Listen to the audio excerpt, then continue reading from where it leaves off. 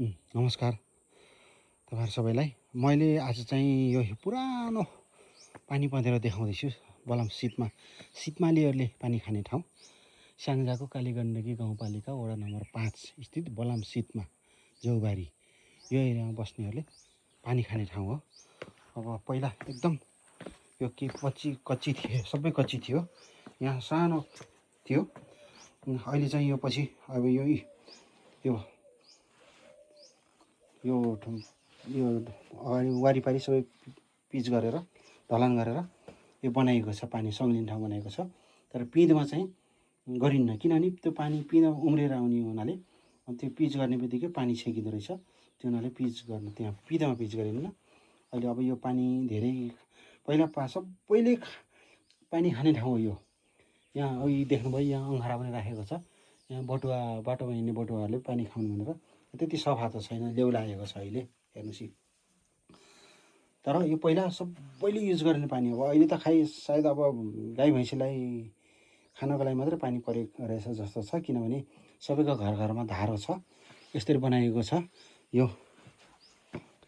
हाम्रो पँधेरा, यो सितमालीहरूको पँधेरो।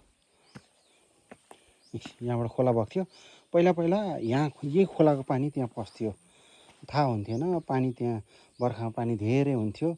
पछि पत्ता लाग्यो यो खोलाबाट पानी भित्र छिरेको भन्ने थाहा पाएर त्यसपछि यहाँ पनि प्लास्टर गरेर ढलान गरेर यहाँ यो पानी छेक्ने काम गर्यो। अनि यो पानी बगेर उता खोलै जान्छ। यहाँ चाहिँ यो हाम्रो पँधेरो पुरानो। यो पँधेरा देउतासँग थियो, नाग देउता। पहिला नाग देउता देखिन्थ्यो, अहिले नाग देउता देखिन्छ देखिनन्। ठ्याक्क पानीको धारामा ठ्याक्क नाग मुन्टो निकालेर बसिरहेको थिएँ। त्यसले यहाँ फोहोर गर्न पनि यसरी डराउँथ्यो हामी केटाकेटी। अनि उस्तो पनि नागले बेसरी दुःख दिने काम गर्थ्यो। त्यहाँबाट यो खोलाका नाग, पँधेराका नाग लाकान भनेर झारफुक गरेर अनि सन्चो गराउने काम हुन्थ्यो भनेर।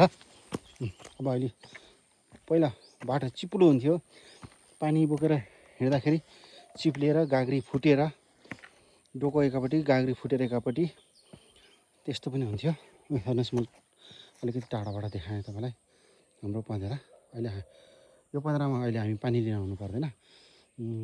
गाविसले गाउँपालिकाले अब घर घरमा खाने पानीको व्यवस्था गरेर सबै धाराहरू बनाएर त्यही धारामार्फत पानी आउँछ।